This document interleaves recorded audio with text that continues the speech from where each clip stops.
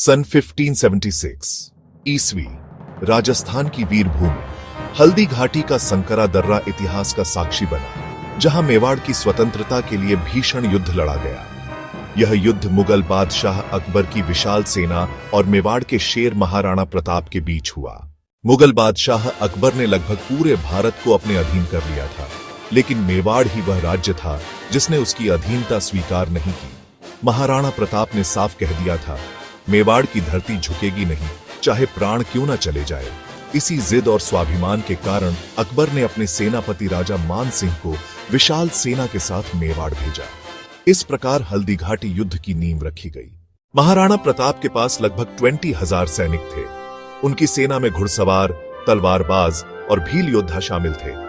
भीलों के सरदार रामशाह तोमर और हकीम खान सूअर जैसे सेनापति प्रताप के साथ खड़े थे। सबसे खास उनका प्रिय घोड़ा चेतक था, जो सिर्फ एक घोड़ा नहीं बल्कि वीरता और निष्ठा का प्रतीक बन गया। दूसरी ओर राजा मान सिंह के नेतृत्व में मुगल सेना थी, जिसमें लगभग 80,000 सैनिक शामिल थे। उनके पास हाथी, तोपखाना और भारी हथियार थे। संख्या और संसाधनों के हिसाब से यह सेना राजपूतों से कई गुना बड़ी थी। 18 जून 1576 की सुबह युद्ध आरंभ हुआ। राजपूत सेना ने पहाड़ों से उतरकर तेजी से मुगलों पर धावा बोला। घोड़ों की टाप, तलवारों की टकराहट और हाथियों की चिंगाड़ से रणभूमि गूंज उठी। राजपूतों के आक्रमण से मुगल सेना में अफरा तफरी मच गई। महाराणा प्रताप स्वयं अग्रिम पंक्ति में लड़ रहे थे। उनकी तलवार की चमक देख मुगल घुड़सवार पीछे हटने लगे। लड़ाई के दौरान चेतक बुरी तरह घायल हो गया। फिर भी उसने महाराणा प्रताप को सुरक्षित निकालने का संकल्प लिया। वह छलांग लगाकर एक गहरी नदी पार कर गया, लेकिन जख्म गहरे थे। अपने स्वामी को बचाने के बाद चेतक जमीन पर गिर पड़ा और सदा के लिए अमर हो गया। राजस्थान की धरती आज भी इस बलिदान को याद करती है।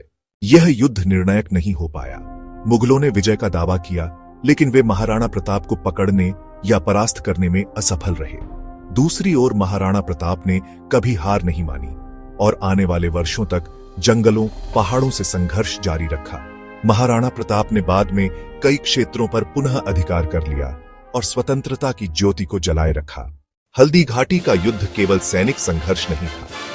यह युद्ध स्वतंत्रता, स्वाभिमान और बलिदान की गाथा था।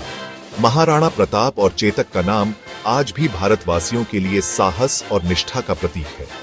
हल्दी घाटी हमें सिखाता है, संख्या नहीं बल्कि साहस और आत्मसम्मान ही सच्ची विजय दिलाते हैं।